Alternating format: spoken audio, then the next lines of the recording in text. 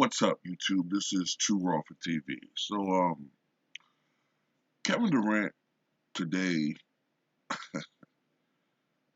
called out Charles Barkley and he called out Shaquille O'Neal.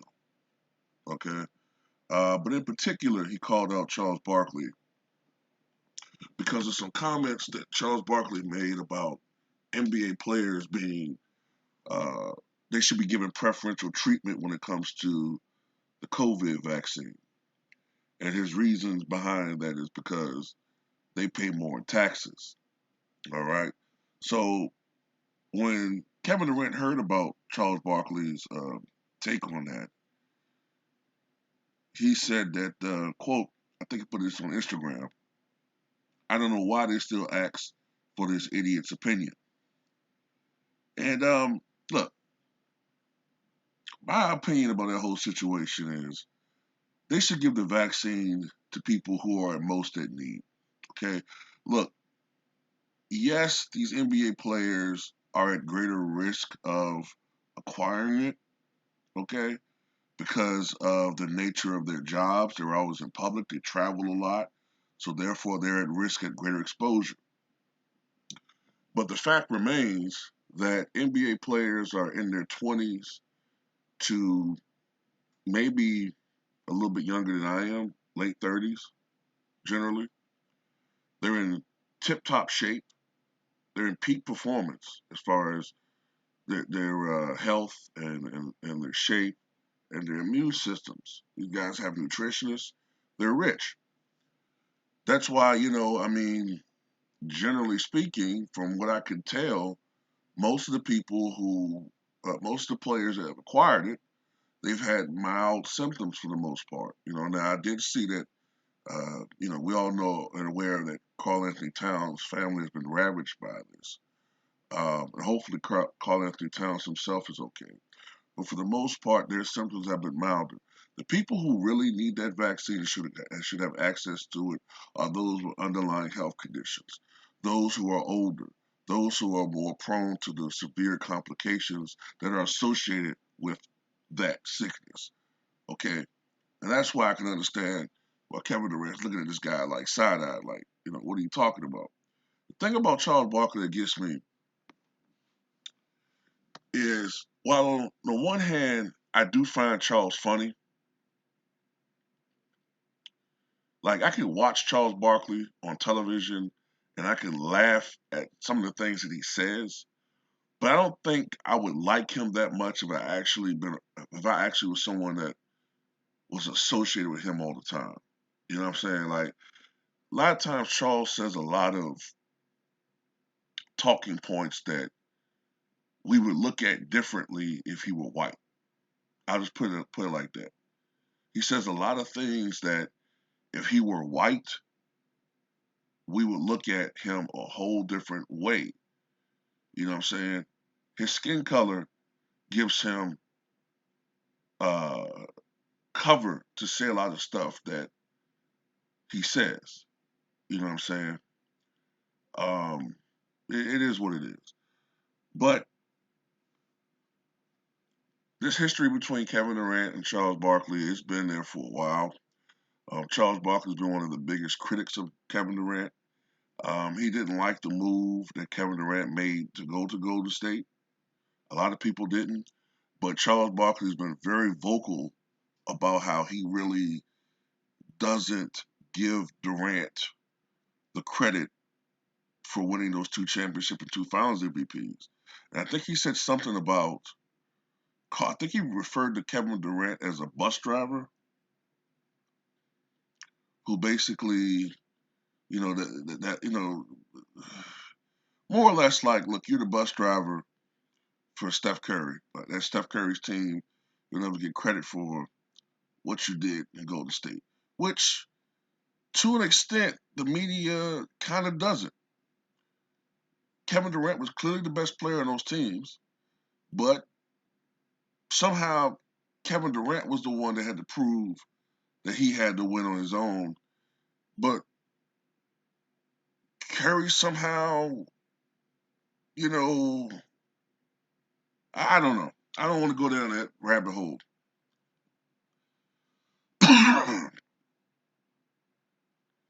So this thing is sort of like fractured to the point where they had that awkward interview some time ago where Kevin Durant just pretty much gave a one-word answer to Charles Barkley's question.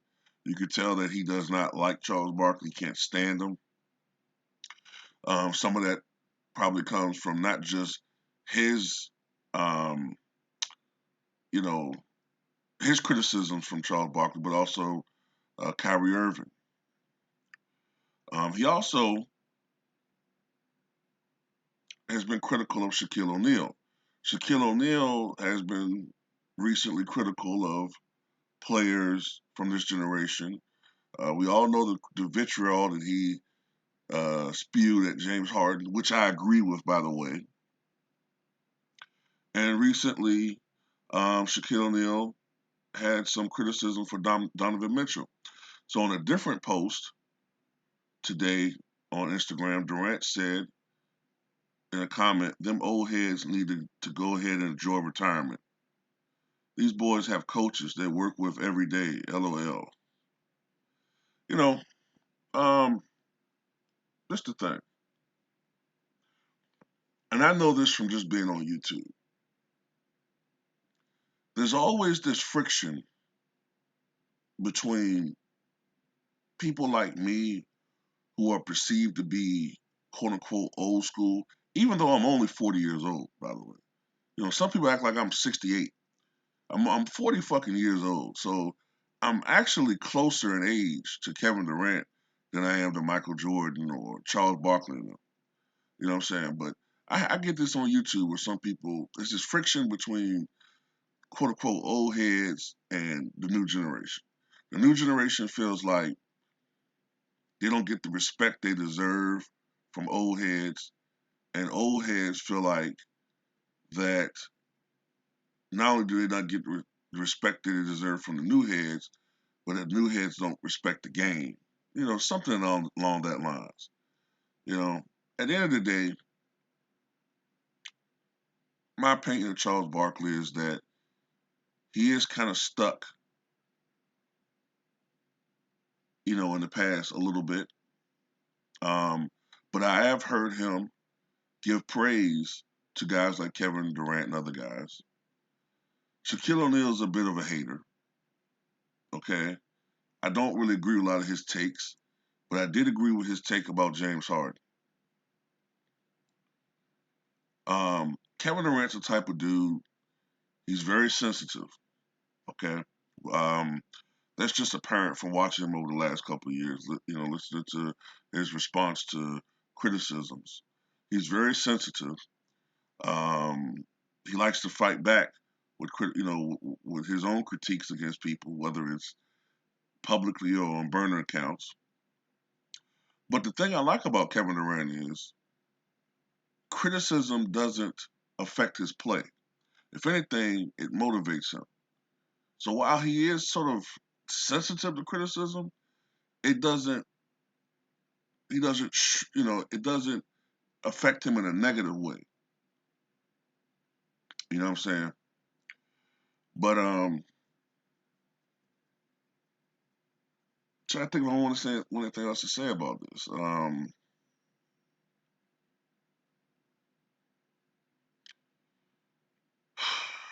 I think there's some hypocrisy with Charles Barkley and Shaq and them. Like they talk about how these guys like are teaming up and forming super teams, and they didn't do that in their day. Look, post Lakers career, okay, or definitely post Miami Heat years, Shaq was doing nothing but ring chasing. Whether it was joining forces with LeBron or going to Phoenix or whether it's going to Boston, you know what I'm saying? Shaq was doing nothing but ring chasing. And Charles Barkley did try to form a super team with Elijah Wan and Clyde Drexler. Remember, just a calendar year before he was traded to Houston, they had won the championship in 1995. So he was trying to join a super team. And that team went 57-25 during the regular season. Sometimes they look sensational, sometimes they look old. They started off the season 21-2, but injuries to both Barkley and Drexler um, affected their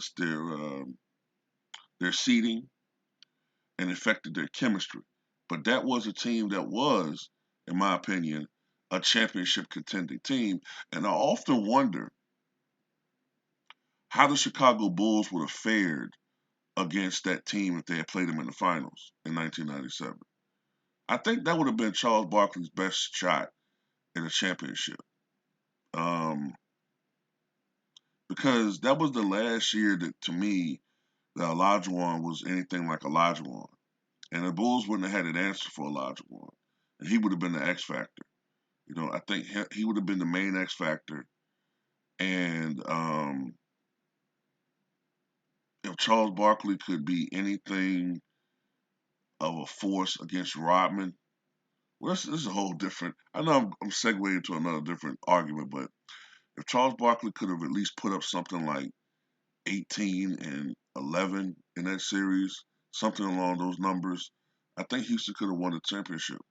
But that's a whole different video, idea, topic, whatever. Tell me what you guys think.